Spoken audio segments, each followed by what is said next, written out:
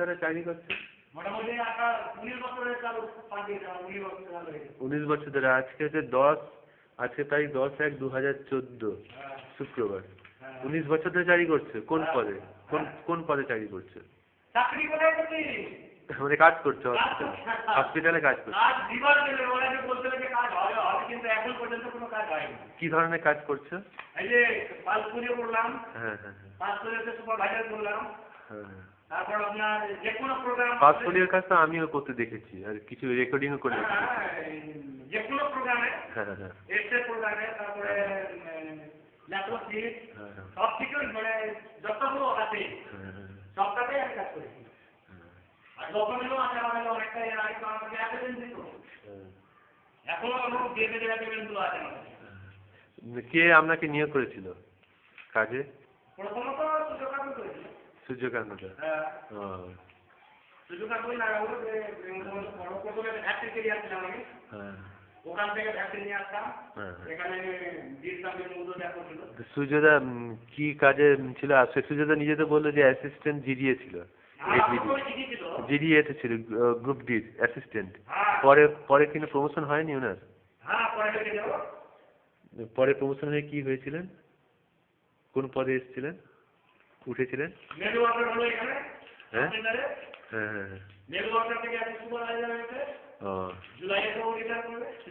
জুলাইতে রিটার্ন না? Office doctor হিসেবে নাকি ছিলেন পরে? অফিসের ডাক্তার হিসেবে? এইখানে অফিস ডক্টর হিসেবে নাকি উনি ওষুধ দিতেন বা রুগী দেখতেন? কিন্তু একটা রুগী বললো যে চোখের ডাক্তার, উনি একজন পেশেন্ট বলছে যে উনি ভালো চোখের ইয়েটা করেন, ট্রিটমেন্টটা করেন।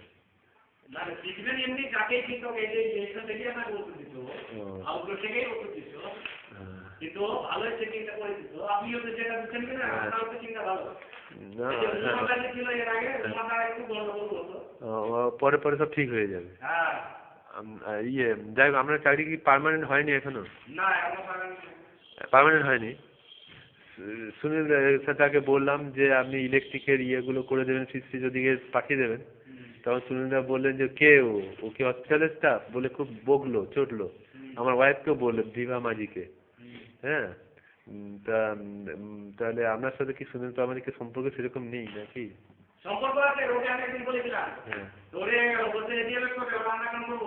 বিমজ কি ওখান থেকে করতে আসবে, রতুয়া থেকে? সে আসে না একবারও?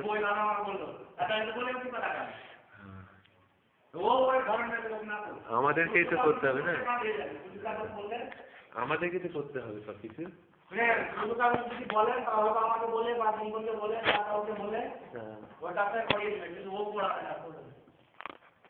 তাহলে নিশ্চয়ই শুনে দেখি বারণ করেছে কাজ করতে আসবে না?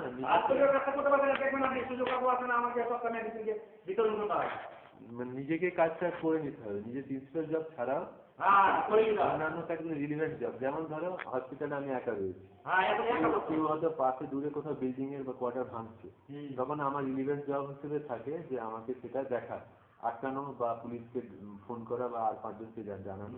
এটা অটোমেটিক্যালি এটা করতে হবে, এটা কেউ বলে যেতে পারে না। অ্যাডাল্ট জব, এটা করতেই হবে। যে কোনো মানুষেরই একটা তো ইয়ে থাকে, সোশ্যাল জব থাকে, সেটা করতেই হবে। হ্যাঁ, সেই ব্যাপারটা তো আর বলে তো হতে পারে না। না এক্সট্রা কিছু জব দিচ্ছি, এগুলো করো। প্রিন্সিপাল জবের বাইরেও এগুলো করতে হবে।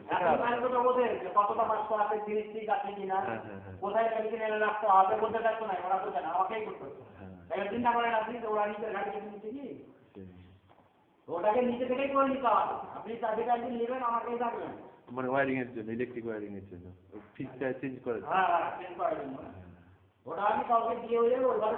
কেন না? আমি তো আর কারণ লোক পাচ্ছি না, সেই জন্য আমি বলছিলাম আমার ওয়াইফকে। আমি বলছি যে ওয়ারিং তো উনি এটা ফিক্সটা সেটিং করে দিলেন, ফল্টটা হয়েছিল ঠিক করে দিলেন। তাহলে রুতোর রাতে বসে তাহলে কত বছর পরে হবে? তাহলে কোয়ার্টারও মিলবে না, কোনো কিছু মিলবে। ওইভাবে বললে তো হবে না, উদ্যোগী হতে, কাউকে তো উদ্যোগী হতে হবে।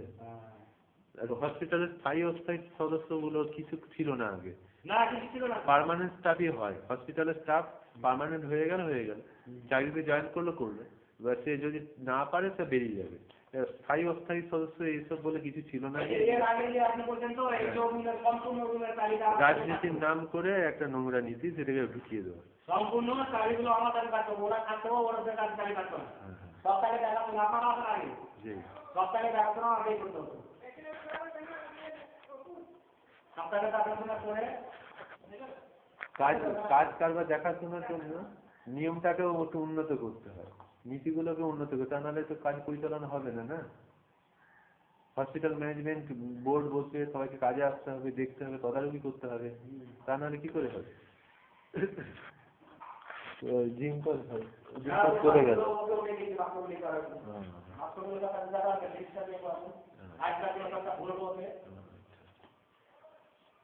আচ্ছা আচ্ছা, ঠিক আছে। কাজ ছোট বড় নেই, যে কোনো কাজই মানুষকে করতে হবে, অফিস কাজকে সবই করতে হয়। অলরাউন্ডার হতে হয়, ডাক্তারেরও কাজ করতে হয়, আবার ঝাড়ু দেওয়ারও কাজ করতে হয়।